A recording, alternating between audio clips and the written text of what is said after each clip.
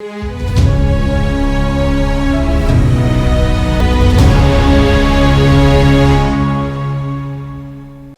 दोस्तों, राजनीति की बातों में आपका स्वागत है। मैं हूं आपका दोस्त धर्मेंद्र कंवारी। दोस्तों, आज हम बात करेंगे हरियाणा के उस मुख्यमंत्री के बचपन की जिनको विकास पुरुष कहा जाता है। और विकास पुरुष का नाम सुनते ही आपके मन में चौधरी बंसीलाल की छवि घूम गई होगी और यही उनके जीवन की कमाई थी। दोस्तों, एक सामान्य से घर में जन्म लेने के बाद वो हरियाणा के विकास पुरुष कहलाए तो ये कोई छोटी बात नहीं है। और रही उनके नाम की बात कि बंसीलाल जो नाम था उसके पीछे भी एक गजब की कहानी है दोस्तों, उसको भी आज हम जानेंगे। और इसके साथ ही उनकी जो पत्नी है विद्या देवी, उनकी कहानी को भी जानेंगे। बहुत दिलचस्प और एक बहुत नेक हृदय की महिला वो थी। बंसीलाल जी का जन्म मोहर सिंह और धापा देवी के पहले शिशु के रूप में गांव गोलागढ़ जिला भिवानी में हुआ था 26 अगस्त 1927 के दिन। और जो गोलागढ़ गांव है, अगर आपने देखा हो तो वहां रेतीले टिब्बे हैं और उन रेतीले टिब्बों की 50 एकड़ की कास्ट से परिवार का गुजारा होता था। और चाहे वो एकड़ 50 एकड़ हो या 100 एकड़ हो या 2 एकड़ हो, लगभग उस समय जो स्थिति थी परिवारों की वो एक बराबर सी होती थी। एक जैसा जीवन ही सब जीते थे और बहुत कठिन वो जीवन था। और उस समय सारे घर और गांव एक जैसे ही होते थे। इस पूरे क्षेत्र की तरह ही गोलागढ़ रेत के टीलों से घिरा हुआ था और अक्सर अकालों का सामना इस इलाके के लोग करते थे। बस दो बातें थी दोस्तों जो गोलागढ़ को दूसरे गांव से अलग गांव बनाती थी। पहली बात तो ये थी कि ये उस रास्ते पर स्थित था जो छोटे से कस्बे भिवानी से उस समय जुड़ा हुआ था और 24 किलोमीटर दूर ये भिवानी से था। और ये राजस्थान की जो कई रियासतों के जो कारोबार थे और व्यापार का केंद्र भिवानी उस समय था। और दूसरी बात जो थी वो थी गोलागढ़ ने को प्रकृति ने एक बहुत बड़ा तोहफा दे रखा था दोस्तों। उस समय किसी गांव में मीठा पानी निकल जाता था तो वो एक कुदरत का वरदान समझा जाता था। और गोलागढ़ में एक नहीं बल्कि 2 मीठे पानी के कुएं थे। और अच्छे पानी की जो उपलब्धता थी उसने गांव को व्यापारी काफिलों के ठहरने का महत्वपूर्ण स्थान बना दिया था। अमीर व्यापारी और लोहारू के नवाब या उनके वजीर आदि जब यहाँ ठहरते तो उनकी चौधरी बंसीलाल के जो पिता हैं मोहर सिंह, वो उसके संपर्क में आए। और मोहर सिंह की सादी परंतु धार्मिक मेहमान नवाजी से उनके बहुत सारे मित्र बने जो जीवन में काम भी आए। पानी के कुओं में भी, जैसा कि समय आने पर दिखा कि बंसीलाल जी के जीवन में पानी की बहुत महत्वपूर्ण भूमिका रही और आगे हम उनके पानी की कहानी भी जानेंगे। और अपने पहले जो बच्चे का नामकरण है वो हमारे, आप देख रहे होंगे हरियाणी समाज में आज भी नाम के पीछे सिंह ज्यादा लगता है, लेकिन गोलागढ़ में लाल जो नाम है बंसी के पीछे लगाने का, इसकी एक कहानी है दोस्तों। और मोहर सिंह ने ऐसा अपने एक मित्र की याद को जिंदा रखने के लिए किया था और इसी बहाने अपना एक वादा भी निभाया था। वो यह था कि चौधरी मोहर सिंह के एक मित्र होते थे जिनका नाम बंसीलाल होता था और वो उनके घनिष्ठ मित्र थे। और उस समय ये परंपराएं थी कि अपने बच्चों का जो नामकरण है वो मित्रों के नाम पर रखा करते थे। और बताया जाता है कि मोहर सिंह जी ने जब अपने पहले बच्चे का नाम बंसीलाल रखा तो वो दिनोद गांव के अपने मित्र बंसीलाल को दिए गए वचन को निभाने की एक एक वो कड़ी थी। और एक दिन बताते हैं कि बातों ही बातों में दिनोद गांव के जो बंसीलाल जी थे उन्होंने मोहर सिंह से कहा था कि देख भाई मोहर सिंह, अगर मेरे को कुछ हो जाता है तो तू अपने बेटे का नाम मेरे नाम पे रख देना ताकि दुनिया मुझे भी याद रखे। और बाद में इन बंसीलाल जी जो थे उनकी किसी ने हत्या कर दी थी। और इसके बाद जब मोहर सिंह जी के घर में बच्चा पैदा हुआ तो उन्होंने अपने दोस्त के नाम पर उसका नाम बंसीलाल रखा। और वो नाम इतना प्रसिद्ध हुआ कि आज भी हम उसकी चर्चा कर रहे हैं। और मोहर सिंह लेगा बहुत सादे और यथासंभव बहुत साधारण इंसान थे। गांव में तो वो बहुत लोकप्रिय थे और लगभग 15 सालों तक गोलागढ़ के सरपंच रहे। जो बात मोहर सिंह जी को दूसरों से अलग करती थी वो थी कि वो अपने समकालीन गांव के अधिकांश लोगों की तरह ना तो उन्होंने जीवन में कभी हुक्का पिया, ना कभी ताश खेली, ना कोई चौपड़ शतरंज, कुछ नहीं खेला उन्होंने। वो सिर्फ घर का काम करते थे या खेत में रहते थे और समय उनके पास होता ही नहीं था, इसलिए स्वाभाविक रूप से मांसाहारी भोजन, शराब और अंडे आदि का सेवन भी उन्होंने जीवन भर नहीं किया। बहुत ही सादा जीवन उन्होंने बिताया। और उनके जो बेटे थे बंसीलाल, उन्होंने अपने पिता की जो आदतें हैं वो बचपन में ही अपना ली थी। संयमी जीवन अपना रखा, अत्यधिक साधारण भोजन करते थे वो, और दूध के साथ अनाज के रूप में बाजरा बहुत चाव से खाने की आदत उनको उम्र भर रही। बंसीलाल जी में धैर्य था, दृढ़ निश्चय था और दृढ़ता से अपने पिता से ग्रहण की जो बातें थी वो रोचक तरीके से वो अपने जीवन में लागू करते रहे। और बंसीलाल जी की खाने की आदत बहुत सादी थी, लेकिन सजने संवरने पर वो बहुत ध्यान देते थे। जवानी में अपने बाल बिल्कुल जमा कर रखते थे, साफ सुथरे कपड़े पहनते थे, घड़ियों का उनको बहुत शौक था और पेन, अच्छे से अच्छा फाउंटेन पेन वो खरीदने की कोशिश किया करते थे। ज्यादातर जो जाट परिवारों का रहन सहन है हरियाणा में, और जो धर्म का जहां तक सवाल है, वो आर्य समाजी ज्यादातर लोग तब होते थे। और अपने अधिकांश जीवन में चौधरी बंसीलाल की जो प्रवृत्ति थी वो मंदिर जाने वालों की कभी नहीं रही।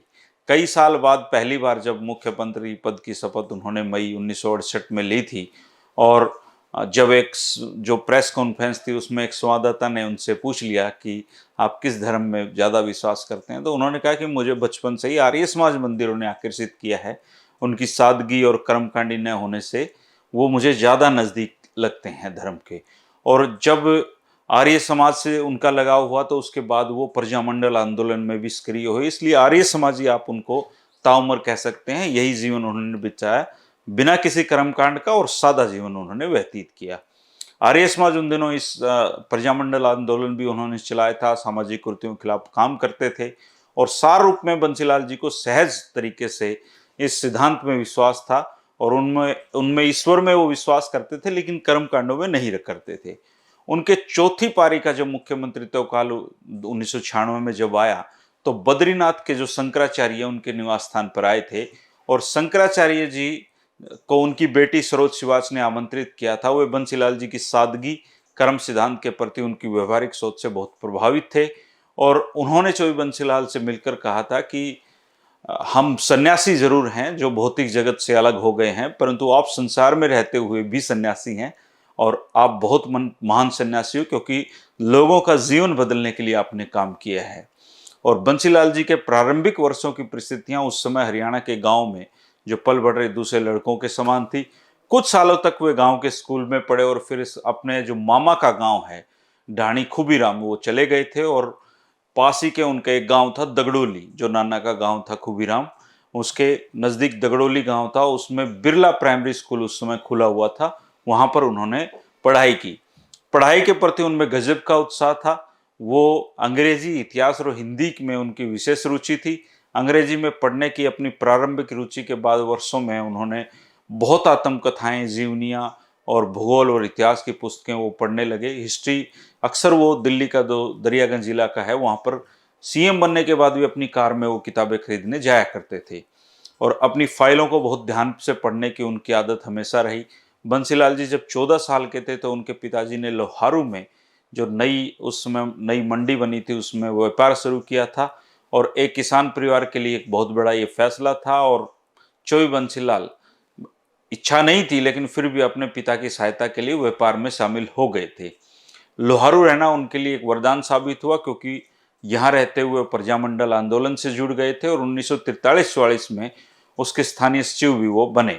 इसी दौरान उन्होंने अपनी पहली राजनीतिक गतिविधि के रूप में बेगारी प्रथा के खिलाफ और अनुसूचित जाति के पक्ष में सफलतापूर्वक आंदोलन चलाया था। बेगारी जमींदारों द्वारा जो अनुसूचित जाति के लोगों को उनका कोई काम का कोई मेहनता न दिए बिना और जबरन काम कराने की प्रथा को कहा जाता है। आप सब शायद इसके बारे में जानते होंगे। तो उसके खिलाफ उन्होंने जब आंदोलन छेड़ा तो उनको एक कॉन्फिडेंस उत्पन्न हुआ। और उन दिनों सामान्य परंपरा ये होती थी कि जो शादियां हैं वो जल्दी हो जाया करती। तो बंसीलाल जी का जो विवाह है वो 17 साल की उम्र में 1943 में बुत्थन गांव में, जो फतेहाबाद में पड़ता है, वहाँ के एक बहुत समृद्ध किसान होते थे जीराम कुलड़िया जी, उनकी बेटी विद्या देवी से उनका हुआ था। और उनके पिता को अपनी बेटी से इतना स्नेह था कि जब भी वे पड़ोसी गांव में जाते थे तो विद्या देवी को अपने सफ़ेद घोड़े पर बिठाकर ले जाया करते थे। और बताते हैं कि जीराम ने अपनी जो बेटी का विवाह है केवल ऐसे परिवार में करने का फैसला किया था जिसमें सारी चीज़ें तो हों संपन्नता के अलावा, लेकिन ऐसा हो कि वहाँ पीने के पानी का कुआं जरूर होना चाहिए। और उनके जो बेटे थे शिवनाथ कुलड़िया, उन्होंने अपनी बहन विद्या देवी का विवाह अपने स्वर्गीय पिता की इच्छा के अनुरूप ही किया था। और गोलागढ़ इस दृष्टि से भाग्यशाली था क्योंकि पानी का वहाँ पर एक नहीं बल्कि 2 मीठे कुएं होते थे, और ये पानी तो बंसीलाल जी के साथ हमेशा लगा रहा, और वो भागीरथ बन के फिर अपने जो एरिया है उसमें पानी भी लेकर आए, जिससे आज तक उनको याद रखा जाता है कि उन्होंने उल्टी गंगा पहाड़ चढ़ा दी थी।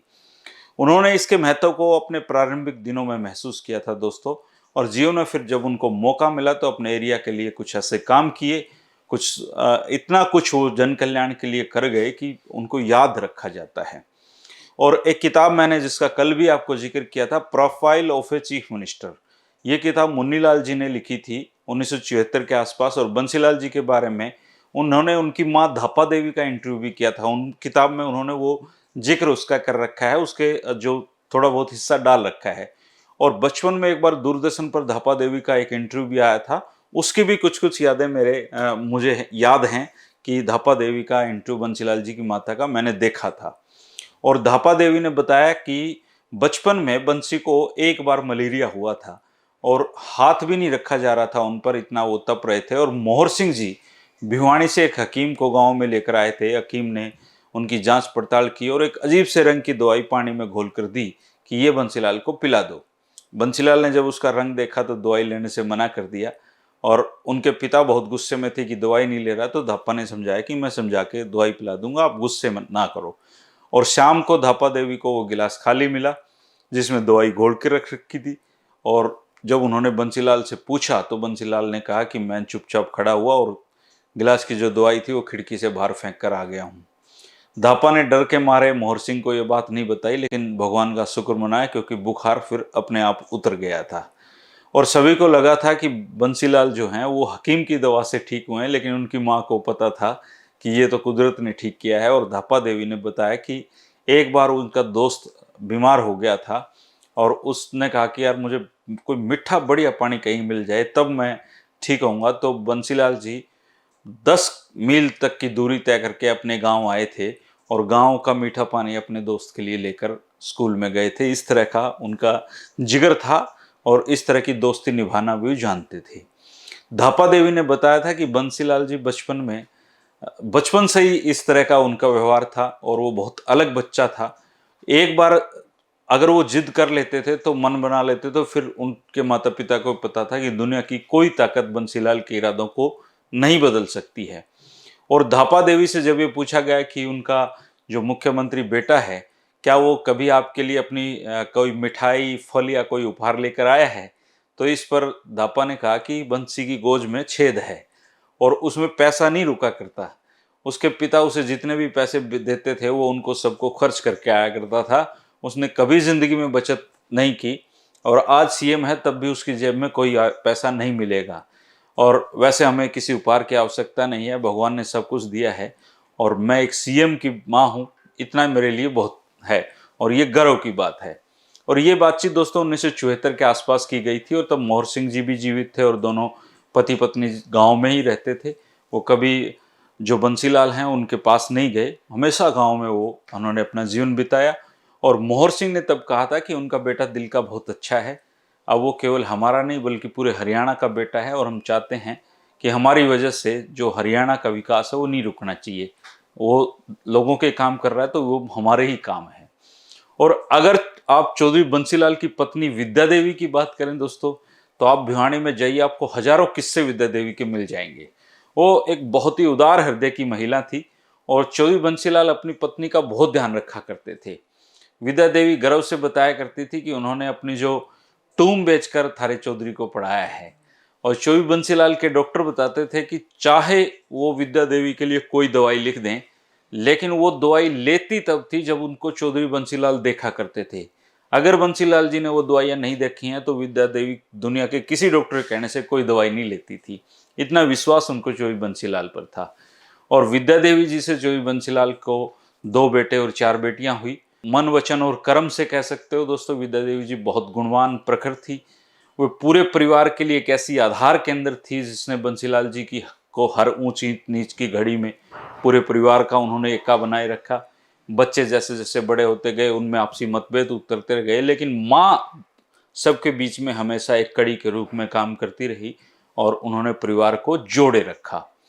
उनके जो मुख्य गुण थे दोस्तों वो अंत तक उनके साथ रहे। एक तो उनकी विनम्रता थी, सादगी थी, और वो इतनी सादगी थी कि पति के जो लगभग 12 वर्ष के मुख्यमंत्री काल में वो प्राय जब चंडीगढ़ से भिवानी और भिवानी से चंडीगढ़ जाती थी तो वो हरियाणा रोडवेज की बसों से ही आया जाया करती थी। और उन्होंने कभी स्पेशल गाड़ी का इस्तेमाल बंसीलाल जी के मुख्यमंत्री रहते हुए नहीं किया। और वो एक ऐसी महिला थी जिन्होंने चंडीगढ़ स्थित मुख्यमंत्री निवास में रहने की बजाय अपने गांव और भिवानी में अपने गांव वालों के साथ रहना ज़्यादा पसंद किया। विद्या देवी बहुत जिंदा दिल महिला थी और किसी भी समारोह को कुछ ही मिनटों में उत्साह और आनंद से भर दिया करती थी। दामन पहनने का उनको बड़ा शौक था, बहुत ही हंसमुख और सभी आयु के लोगों से हिल मिलकर वो रहती थी। वो हरियाणवी जो लोक नृत्य थे उनको बहुत पसंद किया करती थी, बहुत निपुण उसमें थी। और जो विवाह आदि होते हैं उनमें उनको जो लोकगीत थे, अगर वो वहाँ पे वो औरतें गाने लग जाती थी तो फिर वो भूल जाती थी कि मैं एक सीएम की पत्नी हूँ, और वो बिना बुलाए भी अड़ोस पड़ोस में गीत सुन के चली जाया करती थी। कई सरकारी समारोह में भी उन्होंने दामन पहनकर रंग जमाया है और लोग कहा करते थे कि इनको देखकर लगता ही नहीं कि ये मुख्यमंत्री की पत्नी है। और वो खुले दिल से मेहमानों का ध्यान रखा करती थी। दोस्तों, भिवानी की जो कोठी है, आप अगर कभी जाएं तो वहाँ पर बताते हैं कि बड़े बड़े मटके रखे होते थे। वो खुद ध्यान रखती थी कि सबको पीने का पानी हो, चाय खुद बनाया करते थी, उनकी रसोई 24 घंटे चला करती थी। और एक बार जो लोकसभा सदस्य थे 1977 में, मनीराम बागड़े जी, बहुत बड़े नेता हरियाणा के हुए समाजवादी लीडर, वो किसी काम से भिवानी गए थे और उनको भूख लगी तो उन्होंने सोचा कि कहाँ खाना खाऊं, तो उनको याद आया कि बंसीलाल जी की जो पत्नी है उनकी रसोई तो 24 घंटे चलती है। तो वो बंसीलाल जी के घर चले गए और विद्या देवी चूल्हे पर उस समय रोटी बना रही थी। तो बागड़ी जी ने अपना एक पीढ़ा खींचा और भोजन करने के लिए बैठ गए, और उसी समय बंसीलाल वहां पर आ गए। बंसीलाल जी और मनीराम बागड़ी की आपस में बनती नहीं थी, राजनीतिक विरोधी थे, और उनको अपने घर में आया देखकर वो हैरान हो गए। परंतु वो जानते थे वो अपनी पत्नी विद्या देवी के गुण की, अगर घर में कोई आ जाए और खाना बन रहा है तो वो खाए बिना उनको जाने नहीं देती है। इसी तरीके से तमिलनाडु के एक वरिष्ठ जो प्रबंधक थे, वो भिवानी की बहुत प्रसिद्ध टेक्सटाइल मिल है उसमें प्रमुख के तौर पर नियुक्त होकर आए थे। और उन्होंने बंसीलाल जी के पारिवारिक मित्र होते थे राम भजन अग्रवाल जी, जो मंत्री भी रहे, उनसे कहा कि मुझे विद्या देवी से मिलना है जो बंसीलाल जी की पत्नी है। और वो जब बंसीलाल जी के भिवानी निवास पर पहुंचे तो देखा कि विद्या देवी चूल्हे पर अपना रोटी बना रही थी। उन्होंने उनका स्वागत किया और वहीं बैठाकर उनको रोटी वो तवा उतार कर चाय बनाई और टेक्सटाइल मिल के अधिकारी को पिलाई। तो टेक्सटाइल मिल के अधिकारी ने कहा कि जी मैं तो बंसीलाल जी की पत्नी से मिलने आया हूं। तो उनको बताया कि यही बंसीलाल जी की पत्नी है। तो वो हैरान हो गए और पूरी उम्र वो इस बात का जिक्र किया करते थे कि वास्तव में कोई मुख्यमंत्री ऐसा भी हो सकता है जिसकी पत्नी लोगों को चाय बना के पिलाती हो। और इस संबंध का उल्लेख उन्होंने कई जगह पर किया कि कैसे मुख्यमंत्री की पत्नी अपनी रसोई संभालती थी और कोई नौकर नहीं था, ना ही किसी तरह की औपचारिकताएं वो निभाती थी। विद्या देवी बहुत सादे कपड़े पहना करती थी, लेकिन एक आध जेवर जरूर पहनती थी। और एक बार डीसी होते थे राम वर्मा जी, उनकी पत्नी एक समारोह में बिना किसी जेवर के पहुंच गई थी, तो उन्होंने अपनी चैन उनको दे दी थी कि तो नांगी बुची अच्छी नहीं लगती है। और विद्या देवी जी औपचारिक या अनौपचारिक रूप से पढ़ी लिखी न होते हुए भी विलक्षण रूप से सहज बुद्धि से युक्त और सभी प्रकार की मनोग्रंथियों से पूरी तरह मुक्त थी। वो इंदिरा गांधी जी की बहुत बड़ी प्रशंसक थी और उनसे खुलकर बातचीत करने के लिए जानी जाती थी।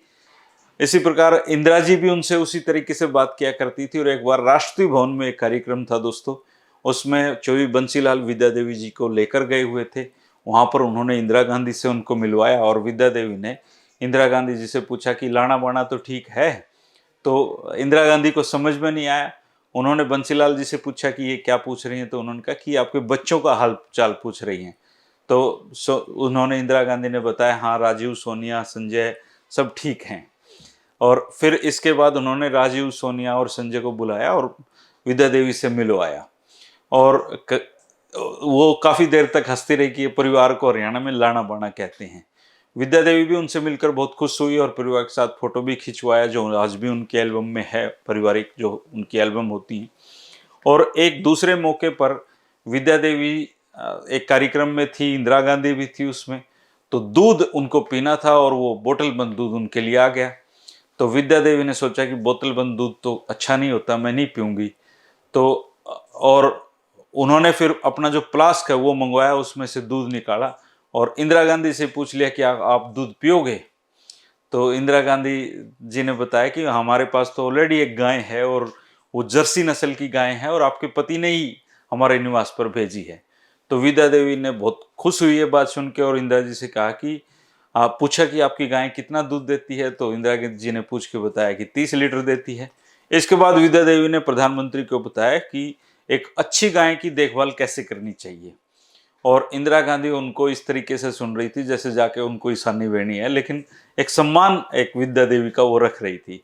और लोहारू में बंसीलाल जी अधिकांश समय अपने, जब अब उनके पीछे मैं थोड़ा लेके चलता हूँ आपको, लोहारू में जब दुकान उन्होंने खोली थी तो अपने पिता की दुकान पर व्यस्त रहते थे, लेकिन इसी दौरान उन्होंने रतन आभूषण और मैट्रिक की परीक्षाएं 1946 में पास कर ली थी।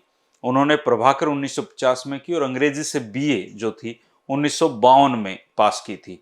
लोहारू में व्यापार उनका ठीक ठाक नहीं चला परिवार का, और इसी दौरान बंसीलाल के पिता व्यापार में अपना हिस्सा बेचकर गोलागढ़ वापस आ गए थे, और चोई बंसीलाल ने लोहारू और भिवानी को कुछ समय के लिए छोड़कर रायपुर, बक्सर, दुर्ग और बिलासपुर के निकटवर्ती क्षेत्रों में वो घूमने के लिए निकल गए थे। वहां पर उन्होंने 1 साल बिताया, और उनके साथ उनके घनिष्ठ मित्र दादरी के ब्रह्म प्रकाश गुप्ता जी थे, जो बाद में सरकार बनने पर उन्होंने हरियाणा के पब्लिक सर्विस कमीशन का उनको सदस्य बनाया।